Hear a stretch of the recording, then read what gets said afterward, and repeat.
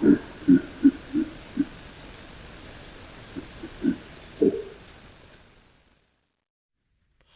folks, if you like my videos, please don't forget to give a thumbs up. Leave a comment if you'd like. YouTube's algorithms have changed, so if you want to stay notified, in addition to clicking on the bell, sharing one of my videos externally ensures you'll be notified. And only donate if you can afford it. Anything helps. Thank you.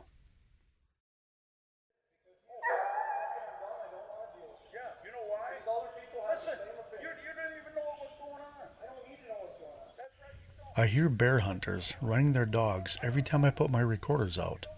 There's literally no area in the Chequamegon National Forest where you won't hear them in any given summer morning.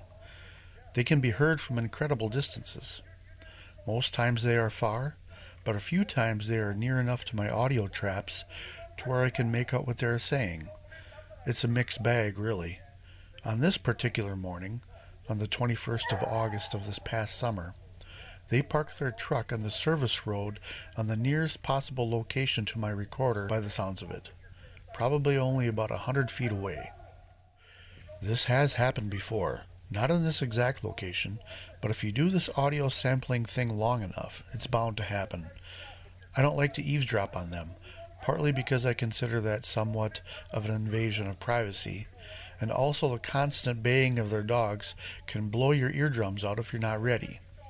On this occasion, I couldn't help but notice what sounded like two hunters in a heated argument over something, and it sounded bad from the 3-second sample I selected. Full volume vocals. As soon as I realized they were in a heated argument, I went ahead and slowly skipped past all this stuff in here. This is all full volume human male vocals here, shouting at one another. I slowly skimmed through it, looking for that dreadful mark on the spectrogram that would signify a gunshot.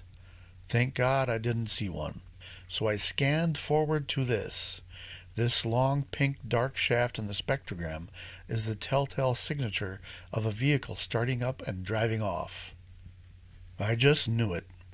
I had been doing this long enough now to know that whenever there is that amount of commotion in an area where it is usually peaceful, and if there is a group of unknown forest beings in the vicinity, that there would be some sort of audible response in the moments after the hunters left the scene.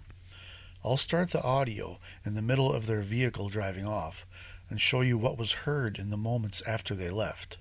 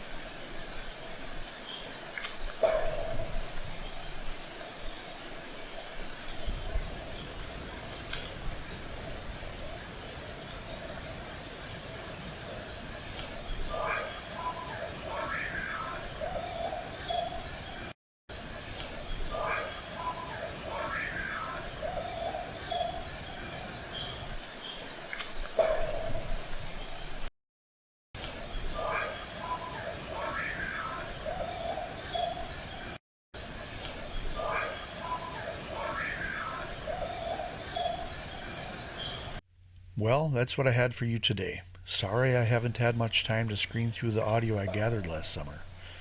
So take from this what you will. Just another small piece to your puzzle. One final question I have, and it's a bit of an unsettling one. I'd like to sit here and explain to you how rare it is for people to argue in the forest, but I can't. Arguing in the woods with a friend or a family member to the point where the two people storm off on foot in opposite directions might not be all that uncommon, especially when we think no one's around to hear us. Chalk it up to the human condition, I guess.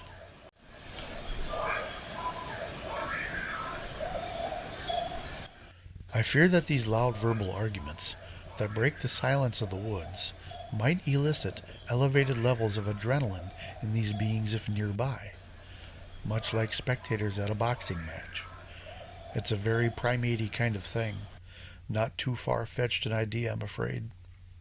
I'm of the mind that if this scenario happens, especially the storming off in different directions after the argument, may increase your odds of disappearing. Fodder for David Paulides' next Missing 411 book.